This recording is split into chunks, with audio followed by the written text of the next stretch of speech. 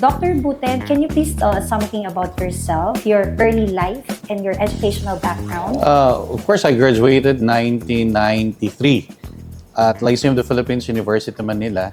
Actually, we are the first batch for the hotel and restaurant management. So my first job is in the corporate world. So I involved myself in the supervisory of Dunkin' Donuts at the time.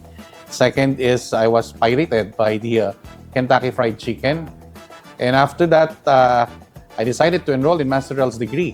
What about the other things that you still want to do for this industry? If you were to challenge today's young leaders, what bold changes or innovations would you like them to champion for the future of the Philippine tourism and hospitality industry? Well, at this point in time, there is already an integration of what you call digital innovation. You have there the IA application. Smart tourism is very much embraced at this point in time by the local government units and even the Department of Tourism. And of course, I am an environmentalist, so I would love to somewhat advance the green tourism principle. And this should be integrated in the academic programs in the, for hospitality and tourism. Can share a defining moment or mentor early in your career that greatly influenced your leadership philosophy? And how did these experiences shape the way you lead people, especially in PCA, LPU, and PSP? One that I really infuse to my people, it's about transformational leadership. When you say transformational leadership, is about the positive change that you can contribute to your organization. It's about managing into your political will. Dapat ang pwede na ay hindi na pwede. Especially that I'm working in the government, so a lot of things must be done. You have to listen first before leading. Meaning, you don't need to kill the voice of your people. You have to hear them, hear their voices. Kasi at the end of the day, sabi ko nga alam mo, hindi ko lang minamahal yung mga tagasunod sa akin. Bagkos, lalo ko rin minamahal yung aking mga kritiko. Because I've learned from them. Diba? Sila yung mga bukas na mata na nakikita nila kung ano yung tinatawag nating ginagawa natin. Ang sabi ko nga, walang silbi ang pamumuno kung walang puso. Compassion, humility is the key to serve. And in the point of empowerment, you should be an inspiring leader. When you say inspiring leader, people trust you. For me, that I believe that effective leadership begins with a genuine care for people. Talaga akong makatao talaga ako. Anywhere I go, I put premium to my people. Dahil ako nabubuhay ako, nagiging magaling na leader ako, gawa ko ng mga tao na nakapaligid sa akin. So I treat really my people not just an asset for me, but kumbaga sila yung rason bakit ako nandito. How has your leadership style evolved? What key lessons or events brought about these changes? And what about work and life balance? If there are 20 candidates, for example, nirarank yan ng 1 to 20. And whoever the number 1, yun aking kukunin. Whether it is recommended, whether kilala mo o hindi, whoever they are, I always choose the number 1. There are some exceptions of not choosing the number 1. Like, for example, in the background investigation, may problema sa pag-uugali because I am very, very, very particular for attitude, especially in dealing your work and dealing with people. When you say attitude, it also encompasses honesty and integrity in the workplace. So pag may problema yung number 1, so I have to go to the number 2. May problema si number 2 in the background investigation, then I will go further to number 3. Binabalance ko rin yung importance ng ating work-life balance with the people, especially that mental wellness is very important because you're now dealing with the new breed of leaders, the Gen Z. So I think you should make some adjustment in terms of dealing this generation. So given PCA's work with diverse communities and even in the hospitality and tourism, so from farmers to industry stakeholders, how do you adapt your leadership style to effectively connect with people from different cultural and professional backgrounds? I would like to give you first the background of the PCA. We have more than 3,000 employees in the national level. We have 2.9 million coconut farmers registered. And that 3.9 million coconut farmers directly, indirectly involved in the industry is accounted to 25 million Filipinos. Ibig sabihin, ang umaasa ng coconut industry ay nasa 25 million Filipinos. We have to be also on the gender and development. Kailangan very, i-assume mo rin, okay? Because of the terminology sometimes. I would like to emphasize that cultural diversity is not a challenge. It is an opportunity for growth and learning. Nasabi ko na yan kanina. And I see that there is always a unity in diversity.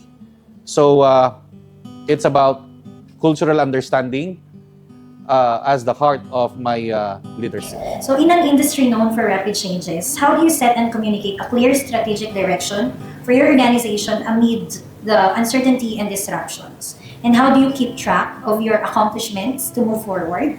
So what are your short and long-term horizons? Do you shift plans in the middle of your plan?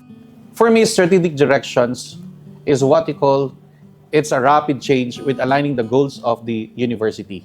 First one, you're considering your vision, your mission, your goals and objectives. And aligning this vision and mission, don't ever forget to look at your bases. Like, as our dear Anchor 2, of course, you have to consider the UNESCO Sustainable Development Goals. And then in the academe, you should also, your vision mission is anchored also to the Higher Education Reform Agenda, or the HERA. Innovation is not a luxury. It is a necessity. So that's why you have your research. That's why you have your research for extension, or what you call your community relevance. So when you say about community relevance, at least all the things that you are doing, the direction, at the end of the day, what matters most is your existence. And your existence, maybe as a state university or a higher education institution, is to improve the lives of the people in your community by providing them quality education and relevant education. What does that mean? That you have to make sure that your people, your graduates, will be employed. That your students, with all these strategic goals that you have, is making them to become a competent professionals. What core values define your leadership philosophy? Who were your greatest mentors or role models? And what is the most valuable lesson you learned from them? And if your colleagues or subordinates were to describe you in one word, what do you hope that would be? Well, my leadership philosophy is grounded in the values of, number one, integrity. Second one is service. And the third one is people empowerment. Still, I do believe that choosing being kind over being right is, you will see always the right answer for that. And I've been leading for about 3 decades. At ang sabi ko nga, walang silbi ang pamumuno kung walang puso. Compassion, humility is the key to serve. So, what's that one word you wanted them to... Well, number one, when you talk about good governance, then transparency. You have to be a transparent leader. Open book, kahit personal na buhay ang pinag-uusapan sa'yo pag ikaw ay leader, then huwag kang magagalit. And ito po, how do you personally define success? And is it about impact, relationships, legacy, or something else? And how do you measure fulfillment in your professional journey? And I will just add po, ito po lang kung tinatanong kapag may mga bisita po kami, what is your struggle in life despite of your success? Well, success is not merely measured by achievements, positions, or status. It is defined by impact. Not only impact, but your relationship to others, and most especially, your legacy.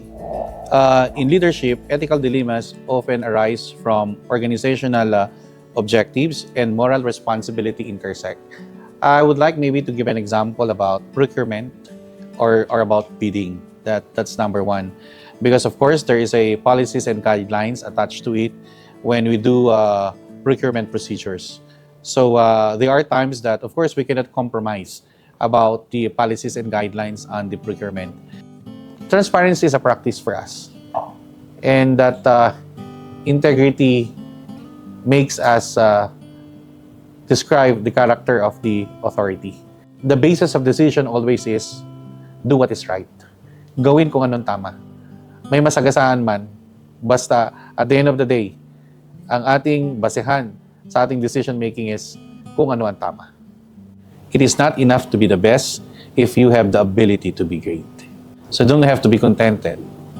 There's a lot of opportunities around you. So pag hindi ka na yumaman, kasalanan mo. Remember that. Kung hindi ka naging magandang tao, kasalanan mo. Kung hindi ka naging mahusay na tao, kasalanan mo. Wala kang ibang sisisihin kung hindi ang sarili mo. Remember, lifelong learning, di ba? Walang madali. Walang madali sa buhay. Di ba? Walang mahirap sa buhay kung ikaw ay magpupursige. Well, alam mo, yung pirma ko ngayon, this one, di ba yung pirma ko na to, itong initial ko na to, grade 4. Ano mo na yan? Grade 4. Ang ultimate ko nun, sabi ko, gusto ko mag-lead ng tao. Kaya nun, iniisip ko na, ngayon kung magiging manager ako, kahit pinapractice ko na yung aking pirma. Grade 4 ako, hanggang ngayon, ito yung pirma ko.